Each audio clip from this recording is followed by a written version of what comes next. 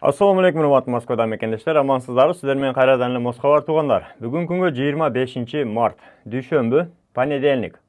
Андыктан иш күнүңүздөр ийгиликтүү, жакшы улансын. Ал эми орозонун 15 күнүнү тутуп атабыз. Буюрса мына орозону да жарымдатып койдук. Кармаган орозоңуздар кабыл болсун. Бүгүн ооз ачар саат 19:00. Бул календар Москвадагы жашоочулар үчүн. Орозонун календарыны Китеп Медиа Telegram каналында скачать этип бөлүшсөңүз сооп болот. Кече 24 март күнү Россия Федерациясында аза күтүү күнү болду.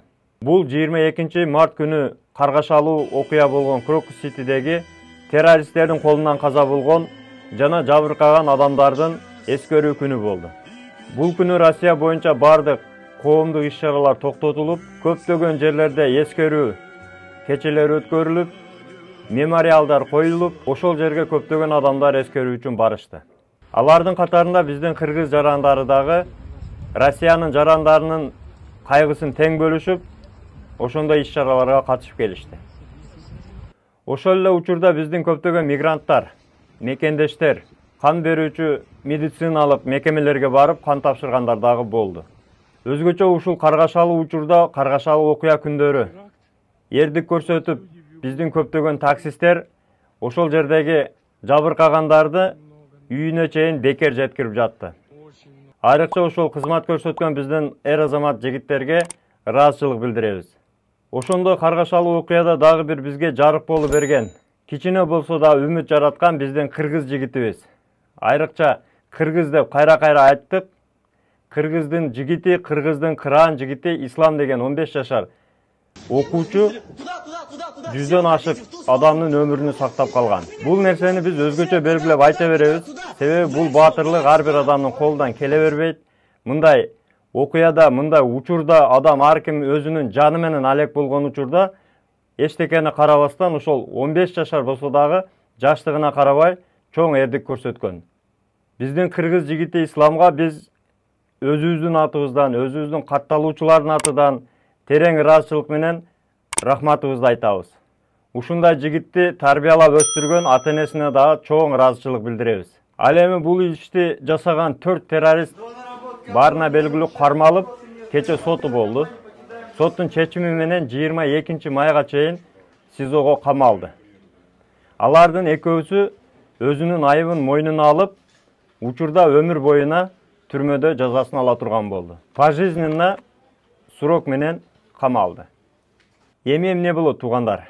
Албетте бул теракт мигранттар колунан жасалгандыктан азыр бардык мигранттарга залакасын толук тийгизет. Бул каргашалуу окуя бардык мигрантка мигрант деген атына так калтырды. Азыр эми бул жерде жергиликтүү калк мигрантты бири-биринен айырмалай албайт. Себеби кыргыз болобу, өзбек болобу, тажик болобу, түркмөн болобу, казак болобу, жада калса Карыс менен Кытай болсо дагы аларга мигрант катары көрүнө берет. Учурда алар бардыгы азаптануу менен карап турат. Ошондуктан биз туугандар, ар бирибиз ар кандай кыйшык көз караштарга, айрыкча тарых окубаган баягы билимсиз, билим албаган жаштардын көз карашына, андан сырткары рейдтерге, текшерүүлөргө, катуу текшерүүлөргө даяр болушубуз керек. Бирок бир нерсени айта кетейин туугандар, негизи коркпогула туугандар. Бирок сак болгула. Азыр көпчүлүгү жазып, кандай болуп атат, эмне болуп атат, ишке чыкса болобу, болбойбу деген суроолорду берип атат. Ишке чыгыш керек. Ишти сөзсүз кылыш керек, жумушка чыгыш керек. Өзүбүздүн ошол кадимкидей жашоого түшүшүбүз керек уже. Себеби мындай кырсыктар, мындай чоң окуялар мегаполисте болуп турат. Бирок ошого карабай туугандар, иштейбиз деп келгенден кийин, жумуш кылабыз деп келгенден кийин, главный өзүбүзгө сак болуп, жумушту аткара бергенибиз жакшы. Анан айта кетчү нерсе туугандар, баары эле билип турат, рейдтер күчөдү. Кечеги окуядан кийин рейдтер өзгөчө болот. Азыр учурда общежитиелер, курулуштар, ишканалар, андан сырткары баягы чайханалар, тамактануучу, азык берүүчү жерлер, ошолордо иштеген жерлер, ал жерде отурган адамдар бардыгы текшерилет. Андан сырткары участковыйлар менен кошулуп, уголовный розысктын адамдары кошо биргеликте даже квартираларга чейин текшерүүлөр болот. Андан сырткары көпчүлүк биздин мекендештер аэропортто кандай болуп атат, мекенге кете турган билеттерибиз бар дегендерге айта кетчү нерсе сөзсүз түрдө аэропортто өзүнүн режими менен самолеттор учуп атат. Бирок туугандар, сөзсүз түрдө 3 саат, 4 саат эрте барганыңыз жакшы. Себеби аэропортко кирерде текшерүү өтө каттуу, ал жерде очерет баягы эле адамдардын көптүгүнөн ошол жерде убактыңызды көп жоготуп коюшуңуз мүмкүн. Ар бир адамды азыр учурда тыкыр текшерип атат. Ошондой эле метролордо дагы азыр основной час пикте полициянын кызматкерлери менен кошулуп ошол жердеги охраналар толугу менен рюкзактарды, багаждарды баарыны тыкыр баягы металлоискательден өткөрүп, текшерип, көрүп, анан кое берип атат. Ал жерде дагы көбүнчө пробка, адамдар очерет болуп атат. Ошондуктан туугандар, ушуларды эске алып, убакытты карап коюңуздар. Дагы эскерте көтчү нерсе. Шектүү темир тезек, ошого окшогон нерселерди колдон кесе албаңыздар. Азыр биздин жаштардын арасында мода болуп, өзүнчө баягыдай крутой болуп жүргөндөр бар, травматтарды көтөрүп жүргөндөр бар.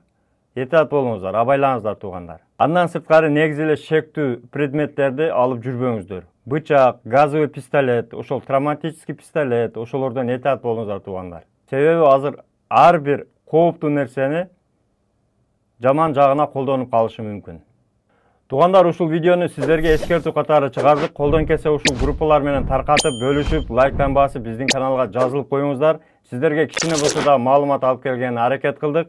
Дайыма Москва эл кызматында биз расмий булактардан гана сиздерге маалыматты алып беребиз. Деги эле бөтөн жерде туугандар, өзүңүздөргө сак, документке так болуңуздар. Мекендештерге таза регистрация боюнча 8936 111 7911 номерине кайрылсаңыздар, жигиттер жардам берет. Бөтөн жерде бөөдө кырсыктан, куру дооматтан Аллахым өзү сактасын. Туткан орозоңуздар кабыл болсун. Үй бүлөңүздөр менен, бала чакаңыздар менен тынчылыкта болуңуздар. Тапканыңыздарга береке болсун.